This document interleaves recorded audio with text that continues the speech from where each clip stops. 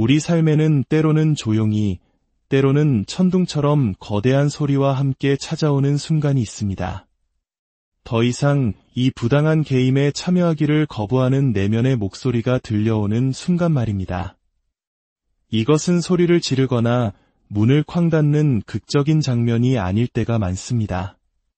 오히려 깊은 침묵 속에서, 오롯이 혼자 있는 시간 속에서 자기 자신과 지독하리만치 솔직하게 마주하는 찰나에 찾아옵니다.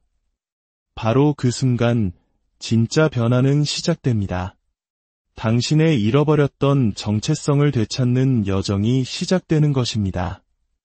오늘의 이야기가 당신의 마음에 작은 울림을 준다면 공유를 통해 어둠 속에서 길을 잃은 또 다른 누군가에게 작은 등불이 되어줄 수 있습니다. 당신의 좋아요와 구독은 저희가 이처럼 의미 있는 대화를 계속해서 만들어 나가는데 큰 힘이 됩니다. 여러분의 삶에 평온이 깃들기를 기원하며 이제 이야기를 시작하겠습니다. 나르시시스트, 즉 자기애성 성격장애를 가진 이들은 당신의 혼란을 먹고 자랍니다. 그들은 당신의 불확실함, 자기 자신을 의심하는 마음, 그리고 그들의 끝없이 팽창하는 자아를 위해 당신의 필요를 억누르는 그 성향을 토대로 자신들의 세계를 구축합니다. 나르시시스트는 당신이 조각나고 분열되기를 바랍니다. 당신이 스스로에 대한 확신이 없을 때라야만 그들이 원하는 당신의 모습을 당신에게 더 씌울 수 있기 때문입니다. 그들은 교묘하게 거울을 왜곡시켜 그 일그러진 모습이 바로 당신이라고 믿게 만듭니다. 하지만 인간의 정신은 무한하지 않습니다. 스스로를 배신하는 행위는 오래 지속될 수 없으며 결국 내면의 무언가가 반란을 일으키게 됩니다. 이 반란은 분노가 아닌 명료한 깨달음에서 시작될 때가 많습니다. 심리적으로 무언가 툭 하고 끊어지는 순간입니다. 이것은 붕괴가 아니라 오히려 새로운 세상으로 나아가는 돌파구입니다. 당신은 깨닫게 됩니다. 끊임없이 남의 비위를 맞추고 사과하고 자신을 조정하며 살아온 이 모습이 진짜 내가 아니라는 사실을 말입니다. 그것은 극심한 압박 속에서 만들어진 가면 생존을 위한 정체성이었을 뿐입니다. 이 명료한 깨달음은 아주 작은 저항에서 시작되곤 합니다. 늘 예라고 답하던 상황에서 아니오라고 말하는 것, 침묵하던 순간에 목소리를 내는 것, 혹은 그들의 말에 아예 반응하지 않는 것. 나르시시스트는 이 변화를 즉각 알아차립니다. 당신의 필요에 공감해서가 아니라 자신의 통제력이 약해지고 있다는 것을 감지했기 때문입니다. 바로 그때 그들은 당황하기 시작합니다. 물론 겉으로는 드러내지 않겠죠. 그들은 경계를 시험하고 오래된 상처를 들쑤실 것입니다. 죄책감, 수치심, 두려움과 같은 낡은 도구들을 다시 꺼내들며 그것들이 여전히 효과가 있기를 바랄 겁니다. 하지만 당신의 내면에서 일어난 변화가 진짜라면 그 도구들은 더 이상 힘을 발휘하지 못합니다. 마치 유통기한이 지난 약처럼 말이죠. 그들은 힘을 잃고 바로 그 사실이 나르시시스트를 두렵게 만듭니다. 이 순간에 일어나는 일은 심오합니다. 당신은 더 이상 그들이 만든 연극의 배우가 아닙니다. 나르시시스트가 써놓은 각본에서 걸어나와 당신 자신만의 이야기를 쓰기 시작하는 것입니다. 이것은 단순한 심리적 변화를 넘어 실존적인 변화입니다. 나는 조종당하지 않을 때 과연 누구인가? 라는 근본적인 질문에 직면하게 되는 것이죠. 처음에 그 대답을 찾는 과정은 두려울 수 있습니다. 자신의 정체성을 되찾는다는 것은 이제부터 당신의 삶을 온전히 책임져야 한다는 의미이기 때문입니다. 더 이상 다른 사람을 기쁘게 하는 것 뒤에 숨을 수 없고 자신의 가치를 타인에게서 구걸할 수도 없습니다. 하지만 그 대가로 얻는 것은 안락함보다 훨씬 더 가치 있는 것, 바로 삶의 주도권입니다. 이 변화는 단 한순간에 오지 않을 수도 있습니다. 때로는 작은 변화들이 연쇄적으로 일어나며 나르시시스트의 통제를 조금씩 약화시킵니다. 심리 상담이나 일기 쓰기, 혹은 존중이 무엇인지를 일깨워주는 새로운 사람과의 만남이 기폭제가 되기도 합니다. 하지만 어떤 방식으로든 일단 시작되면 그 흐름을 되돌리기는 어렵습니다. 환상은 깨졌고 한번 이 관계의 역학을 명확히 보게 되면 이전처럼 보지 못하게 되기 때문입니다. 여기에는 중요한 철학적 의미도 담겨 있습니다. 이러한 방식으로 변화한다는 것은 자신만의 로고스, 즉 이성, 질서, 그리고 진리 속으로 걸어 들어가는 것과 같습니다. 나르시시스트는 본질적으로 혼돈 속에서 살아갑니다. 그들의 말과 행동은 일관성이 없고 모순적이며 충동과 조종에 의해 움직입니다. 그러나 당신이 당신 내면의 질서, 즉 진실과 다시 연결되는 순간 당신은 그 혼돈 속에 구조를 세우게 됩니다. 그리고 그 구조는 그들에게 위협적입니다. 더 이상 그들이 우위를 점할 수 없다는 의미이기 때문입니다. 물론 이 변화가 쉽다는 말은 아닙니다. 오히려 혹독할 수 있습니다. 인간관계를 잃을 수도 있고 수년간 집착했던 과거의 자신을 애도해야 할 수도 있습니다. 길을 잃은 듯한 상실감과 무감각을 느낄 수도 있습니다. 하지만 이 모든 것은 치유 과정의 일부입니다. 그런 것들을 잃음으로써 당신은 진짜를 위한 공간을 타인에 의해 길들여진 모습이 아닌 실제 당신을 위한 공간을 만들게 되는 것입니다. 결국 전환점은 분노나 복수가 아닙니다. 그것은 조용한 되찾음입니다. 타인의 왜곡된 시선이 아닌 자신의 가치관에 따라 살겠다는 결단입니다. 나르시시스트가 틀렸다는 것을 증명하는 것이 아니라 당신 자신이 옳았다는 것을, 당신은 언제나 보호받을 가치가 있었다는 것을 증명하는 과정입니다. 그리고 이것이 진실입니다. 일단 그 지점에 도달하면 수년간의 조종과 자기의심 아래 묻혀있던 자신과 다시 연결되면 당신은 결코 과거로 돌아가지 않습니다. 돌아갈 수 없어서가 아니라 한때는 없으면 살 수 없을 것 같았던 그것이 더 이상 필요하지 않기 때문입니다.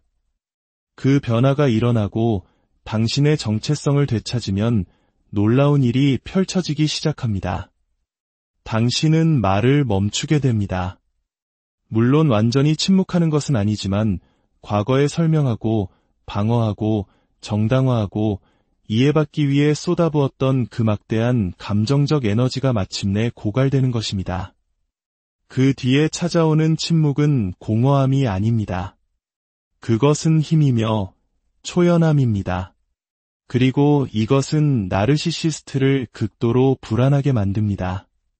그 이유를 이해하려면 나르시시스트의 통제 방식을 살펴봐야 합니다. 그 핵심에는 도발하고 당신의 반응을 관찰하고 전술을 수정하고 반복하는 단순하지만 효과적인 고리가 있습니다. 나르시시스트는 당신의 반응성을 화폐로 삼는 심리적 경제 시스템 안에서 움직입니다. 당신의 반응은 그들의 우월감을 조절하는 데 필수적입니다. 당신을 울게 만들면 그들은 강력하다고 느낍니다. 당신을 화나게 만들면 자신이 중요한 존재라고 느낍니다. 당신을 혼란스럽게 만들면 자신이 영리하다고 느낍니다. 당신의 감정적 반응이 그들의 지배력을 입증해주는 셈입니다. 그런데 당신이 반응을 멈추면 어떻게 될까요? 바로 여기서 진정한 힘의 이동이 일어납니다. 소리치며 맞설 때가 아닙니다. 눈에는 눈, 이에는 이 방식으로 싸울 때도 아닙니다. 그 게임 자체에 참여하기를 거부할 때, 그들이 던진 미끼를 물지 않을 때, 나르시시스트는 당신에 대한 통제력뿐만 아니라 스스로에 대해 구축해온 환상에 대한 통제력마저 잃기 시작합니다. 이러한 맥락에서 초연함은 냉담함이 아닙니다. 그것은 명료함입니다. 당신을 고갈시키는 관계에 더 이상 참여하지 않겠다는 의도적인 거부입니다. 당신은 두려워서 물러서는 것이 아니라 당신의 감정적 자율성을 되찾는 것입니다. 그것은 관리당하는 존재에서 주체적인 존재로의 전환입니다. 나르시시스트는 당신의 침묵을 처음에는 오만함으로, 그 다음에는 도전으로, 그리고 마침내는 자신을 버리는 행위로 해석합니다.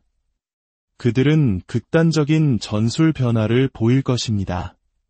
어느 날은 사랑폭탄을 퍼붓다가 다음 날은 분노를 터뜨립니다. 이것은 전략이 아니라 절박함의 표현입니다. 사상 처음으로 그들이 당신의 내면 상태를 통제할 수 없게 되었기 때문입니다. 당신의 침묵은 단지 말하지 않는 것이 아니라 가르침을 줍니다. 굳이 선언할 필요 없이 경계를 보여줍니다. 당신은 더 이상 내 감정에 접근할 수 없어라고 문자를 보내거나 대화로 알릴 필요 없이 행동으로 보여주는 것입니다. 이런 종류의 경계는 조종하는 사람이 넘기 가장 어렵습니다. 논쟁할 수 없기 때문입니다. 그것은 말이 아닌 행동이며 최종적입니다. 성숙함이 반응 대신 절제를 선택하는 과정이듯 진정한 힘은 목소리의 크기가 아니라 결단력에서 나옵니다. 당신은 마치 고요한 호수처럼 어떤 방해도 받지 않고 모든 것을 맑게 비추게 됩니다. 거친 파도 속에서만 힘을 발휘하는 나르시시스트는 그곳에서 아무런 힘도 쓸 수 없습니다. 이 초연함은 수동적인 상태가 아닙니다. 그것은 당신 자신을 충분히 알아서 낡은 이야기 속으로 다시 끌려 들어가는 것을 거부하는 치열한 내면 작업의 결과입니다. 침묵이 주는 불편함 때문에 다시 자신을 설명하고 평화를 유지하려는 유혹을 느낄 수도 있습니다. 하지만 당신의 존엄성을 희생해서 얻은 평화는 평화가 아니라 굴복입니다. 침묵은 또한 관계의 진실을 폭로합니다. 당신이 더 이상 에너지를 공급하지 않을 때 그 관계의 실체가 무엇이었는지 보게 됩니다. 그 연결이 사랑이 아닌 갈등으로, 이해가 아닌 통제로 유지되었다는 냉정한 현실을 마주하게 될 것입니다. 인정하기 쉽지 않지만 진정으로 앞으로 나아가려면 반드시 필요한 과정입니다. 아이러니컬하게도 당신이 침묵할수록 나르시시스트는 자신의 본 모습을 더 요란하게 드러냅니다. 그들의 행동은 더욱 변덕스러워지고 절박해집니다. 그리고 그들이 무너지는 과정 속에서 당신이 떠나기로 한 결정이 얼마나 옳았는지를 스스로 증명해 보입니다. 당신이 그들을 폭로할 필요가 없습니다. 그들은 당신의 관심이 사라진 것에 반응하는 것만으로도 스스로를 폭로합니다. 당신을 오해하기로 작정한 사람에게 굳이 설명하지 않는 것에는 품위가 있습니다. 초연함이 제공하는 것은 거리가 아니라 바로 그 품위입니다. 폭풍이 지나간 뒤의 침묵 속에서 오롯이 자신과 마주했을 때 진짜 작업이 시작됩니다. 많은 사람들이 슬픔과 불신이 뒤섞인 채 묻습니다. 이 관계를 벗어난 진짜 나는 누구일까? 이것은 반드시 물어야 할 본질적인 질문입니다. 오랫동안 당신의 정체성은 다른 누군가의 필요와 기분, 그리고 조종에 맞춰져 있었을지 모릅니다. 치유는 사랑이 아닌 존중에서 시작됩니다. 다른 사람에 대한 존중이 아니라 자기 자신에 대한 존중 말입니다. 자신을 사랑하기 전에 먼저 자신을 존중해야 합니다. 자기 존중은 감정이 아니라 태도입니다. 이것이 나이고 이것은 내가 허용하지 않을 것이다 라고 모래 위에 긋는 선과 같습니다. 그 기초 없이는 어떤 것도 세울 수 없습니다. 자기 존중을 재건한다는 것은 당신 자신의 패턴을 냉철하게 살펴보는 것을 의미합니다. 나는 갈등을 피하기 위해 어디서 나의 진실성을 포기했는가? 나는 혼자가 되는 것이 두려워 어디서 부당한 대우를 견뎠는가? 이것은 자책이 아니라 회복을 위한 질문입니다. 정직하게 답한다면 그 답은 당신을 진정한 경계선으로 이끌 것입니다. 경계선은 다른 사람을 통제하는 것이 아니라 당신 자신의 행동을 당신의 가치관과 일치시키는 것입니다. 가장 강력한 경계선은 조용합니다. 요란하게 선포할 필요 없이 그저 그렇게 살아내는 것입니다. 당신을 오해하려는 사람에게 설명을 멈추고 당신을 작아지게 만드는 관계를 더는 용납하지 않는 것입니다. 만약 당신이 이전에 경계선을 세워본 적이 없다면 처음에는 그것이 공격적이고 이기적으로 느껴질 것입니다.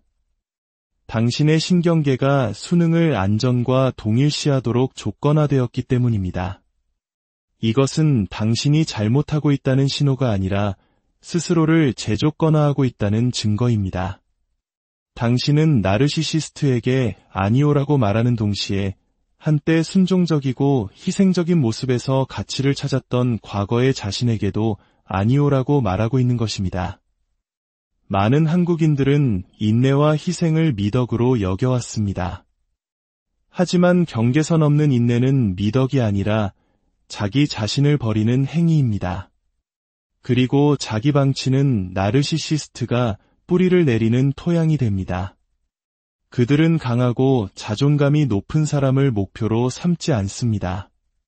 깊은 공감 능력과 충성심을 가졌지만 아직 그 좋은 자질들을 자기 자신에게 향하게 하는 법을 배우지 못한 사람들을 선택합니다. 따라서 경계선을 세우기 시작할 때 당신은 차가워지는 것이 아닙니다. 당신의 공감 능력을 잃는 것이 아니라 단지 그것을 올바르게 재배치하는 것입니다. 당신 자신의 안녕에 먼저 충성하기로 선택하는 것입니다. 역설적이게도 다른 사람의 인정이 더 이상 필요 없게 되는 순간 당신은 오히려 더 현실과 깊이 연결됩니다. 절박함이 아닌 온전함 속에서 타인과 관계를 맺기 시작합니다. 거짓된 연결보다는 고독을 선호하게 됩니다. 그리고 갈등을 위협이 아닌 당신이 누구인지를 굳건히 지킬 기회로 여기게 됩니다. 경계선의 진정한 기능은 사람들을 밀어내는 것이 아니라 당신을 당신의 원칙과 평화 속에 단단히 고정시키는 것입니다. 어느 순간 나르시시스트는 당신이 돌이킬 수 없는 방식으로 변했다는 것을 깨닫습니다. 당신은 그들의 개임과 심리적 틀 자체를 넘어 성장해버렸습니다. 그들의 각본 밖으로 나가버린 당신 때문에 그들의 정체성은 흔들립니다.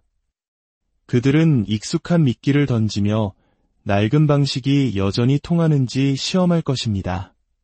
하지만 당신이 평정심과 무관심으로 응대할 때 그들은 실존적 공황에 빠집니다. 그들이 한때 소유했다고 믿었던 심리적 통제권을 잃었기 때문입니다. 그들은 분노 대신 애정을, 죄책감 대신 아첨을 시도할지도 모릅니다. 이것은 성장이 아니라 낡은 관계를 복원하기 위한 필사적인 적응일 뿐입니다. 당신의 성장이 진짜라면 당신은 그것이 연기임을 알아볼 것입니다. 그리고 그 순간은 그들이 아닌 당신을 위한 마지막 시험입니다. 낡은 습관에 따라 반응할 것인가, 아니면 지금의 나 자신에게 굳건히 머무를 것인가. 성장은 단지 분리가 아니라 상승입니다. 당신은 더 이상 피해자도 전사도 아닌 주체적인 개인이 됩니다. 자신의 가치를 증명할 필요가 없는 사람이 되는 것입니다. 나르시시스트는 그들이 그토록 피하고 싶었던 현실과 마주하게 됩니다. 통제는 연결이 아니며 조종은 친밀함이 아니라는 현실. 그들의 전술이 효과를 잃은 것은 당신이 그들의 인정을 받아야만 온전해진다는 거짓말을 더 이상 믿지 않기 때문입니다. 당신은 그들을 폭로하거나 논쟁에서 이길 필요가 없습니다. 그저 더 이상 그 게임에 참여하지 않으면 됩니다. 그 침묵, 한때 당신을 지배했던 것으로부터 성장했다는 조용한 확신은 그 어떤 대립보다 더 큰 소리를 냅니다. 나르시시스트의 통제력이라는 환상이 무너지는 순간 그들이 드러내는 것은 힘이 아니라 취약함, 두려움, 그리고 공허함입니다. 그들은 실제 권력을 가진 것이 아니었습니다. 단지 당신의 가치관을 왜곡시킬 수 있는 능력을 가졌을 뿐입니다. 그러나 당신이 내면의 나침반을 되찾는 순간 그들의 통제력은 투명해지고 약해집니다. 환상은 그들이 변해서가 아니라 당신이 변했기 때문에 깨지는 것입니다. 무기는 그대로지만 표적이 사정거리를 벗어난 것과 같습니다. 연극은 계속되지만 관객은 이미 떠났습니다. 이것은 그들에게는 끝이지만 당신에게는 시작입니다. 당신은 더 이상 다른 사람의 혼돈을 중심으로 당신의 삶을 꾸려나가지 않습니다. 당신은 이제 진실과 명료함, 그리고 자기 존중 속에 깊이 뿌리내리고 있습니다. 그들이 가졌던 것은 아직 자신의 가치를 지키는 법을 배우지 못한 사람에게 가까이 다가갈 수 있었던 접근권에 불과했습니다. 그러나 이제 모든 것이 변했고 그 변화와 함께